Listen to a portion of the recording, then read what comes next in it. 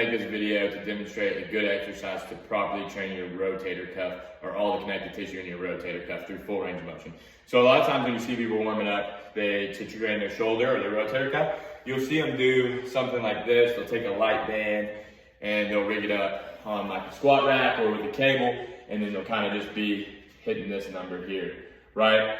And sure, it's gonna put some blood flow in there, and you are using a little bit of the rotator cuff because you're rotating the shoulder, right? And you have the band pulling this way, so you're fighting tension well, but you really don't get full range of motion because IR kind of can keep turning through the torso, and you kind of have to get stuck, or you have to stop here. So not a horrible option, but there definitely is better options for sure. You'll see people do that sometimes. And again, most of the time though, it's just not full range of motion. It's just kind of like a short range.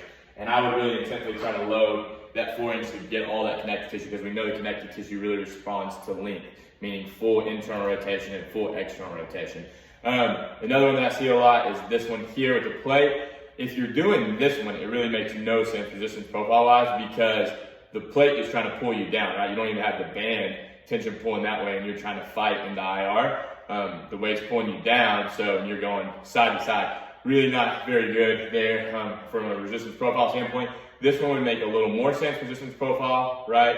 But again, usually I'll see this half-assed too, where it's kind of something like this.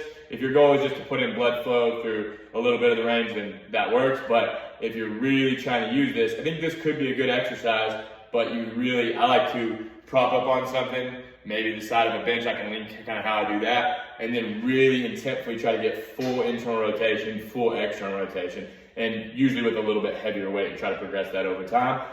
Another one I wanted to show you though with the band option is, instead of this, and again, kind of going through the motions with something really light, maybe something a little bit heavier, so you can apply a little more stress and stimulus to those internal rotators.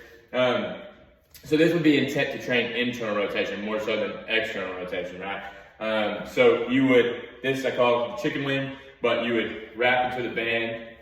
You would wrap the band around your arms, right above the elbow. You would attach it to a squat rack around shoulder level, a little bit lower.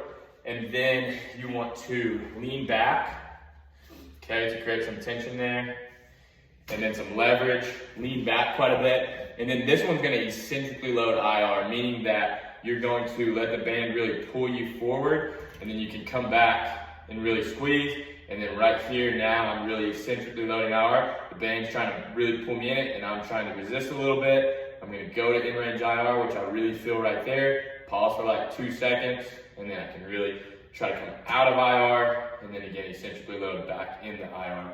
The key here is to really try to just move the humerus and not let the scap, be conscious of the scap not moving, try to keep it still, meaning that I don't want to do like this and really move that scap. I want to keep it, you don't have to pace it down, but I want to intentfully try to keep it still as I really just try to feel that humerus turning into internal rotation. And then I'll do usually 8 to 10 reps or so, and then the last one I can do a hold. I can step back more to really let the band passively pull me into internal rotation even more. You can hold that stretch for 30 seconds to a minute, but that one's gonna be really good to load IR. You can also do it with the intent to change it to a concentric contraction. So that was an eccentric contraction in the internal rotation. This would be more of a concentric because you're actively pulling into internal rotation against the tension. So I can be like this.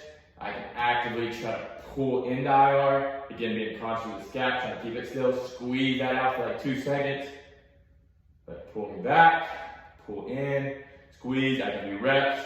I can do holds in range of IR. And again, that one's gonna concentrically load that tissue. But yeah, hope this just gives you another good option to train full range of motion, internal rotation, all that connective tissue in the rotator cuff. Thanks for watching.